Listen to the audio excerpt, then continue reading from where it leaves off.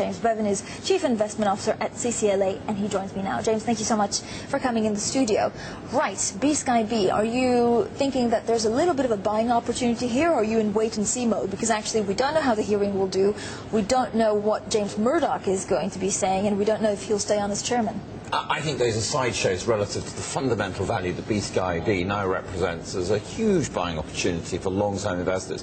I suspect that the discounted cash flow valuation for BSkyB is significantly above what most analysts have been prepared to publish. And analysts actually tend to group quite close to the current share price, so a positive message is something north of where we are today. I think if you tot up all the numbers, actually you can get to a share price target around £9. Obviously, very significantly above where we are today. All right, yeah, it's currently at £7.25. And James, this is despite the fact that we're possibly not going to see a bid for quite some time from News Corp on the company. I think BSkyB is fundamentally very good value. It has an extraordinarily strong balance sheet, is very cash generative. Through the recession, it's generated significant additional customer numbers and extra take from each customer. And I think that they will significantly want to pay back cash, either in the form of buybacks or special dividends, and that will really raise investors' attention. So how much do you have in BSkyB shares at the moment? We have about £9 million. Are you adding to that, seeing as we've seen a little bit of a downside? We'll certainly be looking at opportunities to buy. I mean, I have to say that I think that Mr. James Murdoch has been an excellent executive,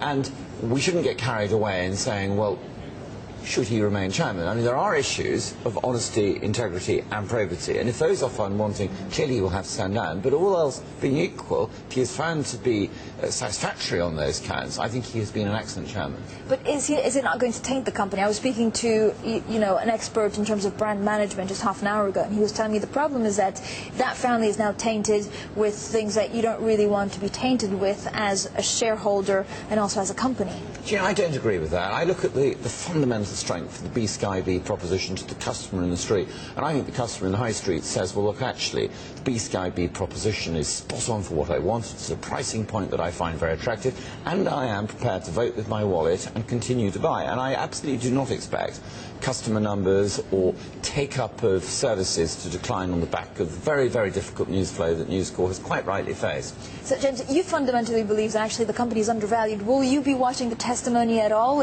I certainly will, because it is critically important that executives in charge of public companies operate with the highest levels of honesty, integrity and probity. And of course, if Mr. Murdoch is found to be wanting in those departments, he will clearly have to go. I don't believe that the hearing will be significantly substantial on those counts, and therefore I suspect that he will stay. So what kind of advice would you give to James Murdoch today? Well, absolutely to tell the truth, because what is very clear is that if you don't tell the truth, it will come back to bite you. Absolutely. Yeah. So he's got to be totally honest, and we have to assume that if he is honest, that the story will be reasonably compelling. I mean, does he need to apologise?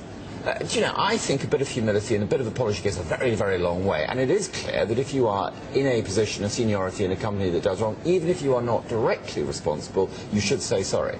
You wouldn't be buying any shares in News Corp, would you, by any chance? News Corp is not a company we favour, fundamentally. I mean, after all, if you look at newsprint, it's a very difficult industry to be in. BSkyB, on the other hand, has none of those legacy issues and has a very compelling valuation on our numbers. And yet News Corp actually lost so much in the last couple of weeks. If there's no value at all to be had in this company for you? I still think there are some interesting governance issues for News Corp to address. I mean, I think it's very odd that the Murdochs are able to own 12% of the company but exercise around 4/10 of the votes. I think that's a fundamental challenge to shareholders, and I would want to see that resolved before I was interested to take a position. All right, James, thank you so much. James Bevan there. Thank you.